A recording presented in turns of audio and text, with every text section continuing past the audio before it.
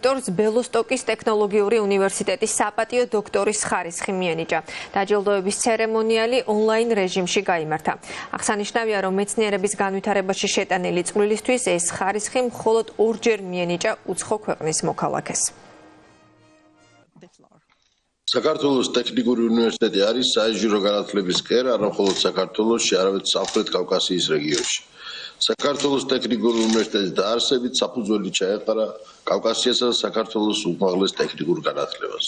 საქართველოს ტექნიკური უნივერსიტეტი, რომელზეც მალე 100 წელიწადი სრულდება, ევროპის უნივერსიტეტის ასოციაციის წევრია და ხელმძღვანელობს ევროპის უნივერსიტეტთა დიდი ქარტიის პრინციპებით.